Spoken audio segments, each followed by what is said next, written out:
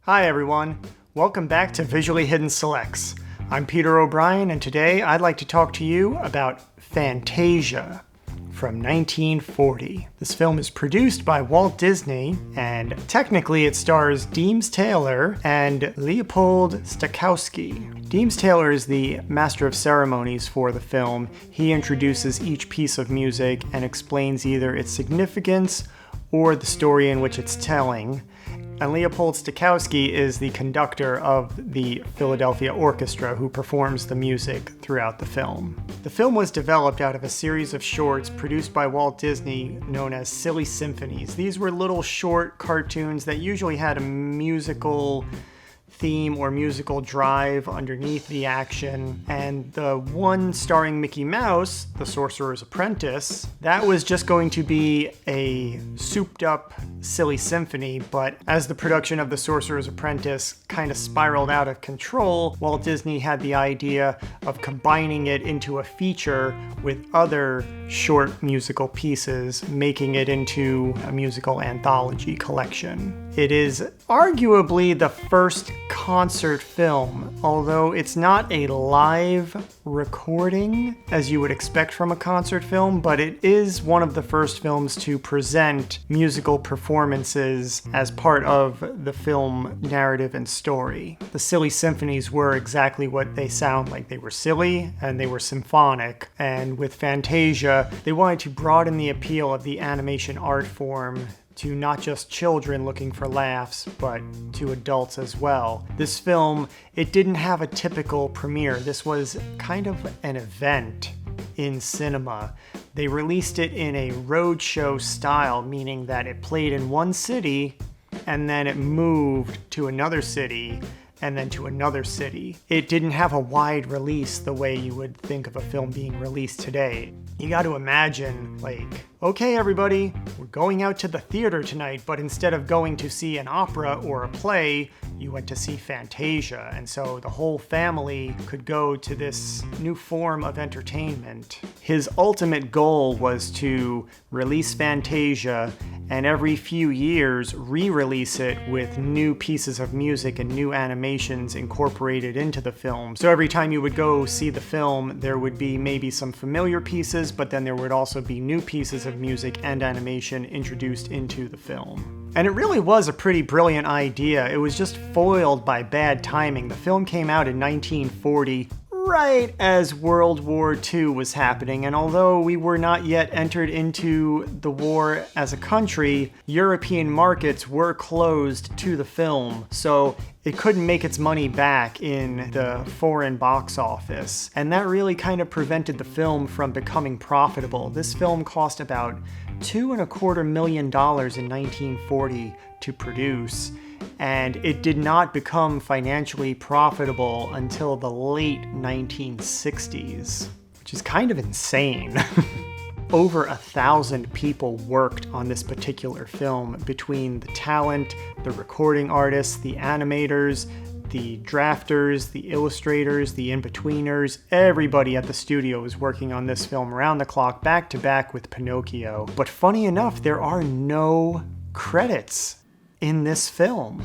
There is only an on-screen credit during the intermission that presents the title of the film. Otherwise, there's no opening credits, there are no closing credits.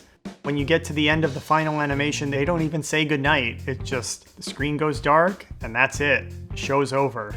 The idea of utilizing classical pieces of music to help tell the illustrated story is almost a reverse approach to the idea that was standardized by modern filmmaking. In film composing, there is actually a term called Mickey Mousing, which is when the composer will have certain cues synchronized with the action on the screen. And this goes back to the shorts and the Silly Symphonies, and in Fantasia. the action that's happening on screen is determined by the music that already exists. So it's pretty fantastic when you're watching it and you can just see how they've timed everything to work with these classical pieces, how they've reimagined some of them, and even the short that features Mickey Mouse, the Sorcerer's Apprentice, when he's running around or when he's chopping up the brooms or conducting the waves in his dream, it's all predetermined by the music that already exists. So it's almost, yeah, like I said, a reverse approach to utilizing music in not only an animated film, but just a film in general, because there's nothing that has to be weaved into the music in order to accent the film. It's already there. Because this film was originally intended to show an evolution in the presentation where they would take segments out and replace them with new segments over time, that idea never came to fruition. They did make a sequel called Fantasia 2000, which is a completely different film with pretty much brand new segments. They did slip in the Mickey Mouse Sorcerer's Apprentice into Fantasia 2000 to kind of tie it into that idea of a roadshow presentation where things change as it moves around and travels through time. It's really more of like a throwback to the idea though, and it is a bit shorter, which makes it a little bit more digestible for audiences. I think that was one thing that also kind of held up Fantasia from being tremendously successful in its initial release, was the running time was probably just a little too much for people. And while it's what Walt Disney had wanted and intended, it may not necessarily have been what the audience wanted or intended at the time. It was really a 2.5-hour commitment for their evening to partake in this cinematic adventure. My fondness for this film kind of developed over time as I matured and as my taste and interest in music matured as well. And I learned to really appreciate animation as an art form and music as an art form. I gravitated to this film where it is now probably one of my favorite films, and it's definitely one of my favorite animated films. I think with a lot of Walt Disney animated films, and especially the early ones, Snow White, Pinocchio, Fantasia, even Dumbo and Bambi, the animation in those films is at such a high level and just displays such a vast range of animation that continue to inspire viewers to this very day. There are things in this film that were not physically and realistically filmable, and even camera shots and camera angles that they utilized to tell the story were not achievable with technology of the day outside of animation. And so when you go back and you watch these early animated films, it's easy to take for granted what they were doing in terms of visual storytelling. But when you think of it in terms of a chronological, historical setting, you would not have much of the films you have today, especially in terms of visual effects driven films. You wouldn't have Star Wars without the foundation laid in the early animated films. And the Walt Disney films, especially the early ones, are just the pinnacle of the art form.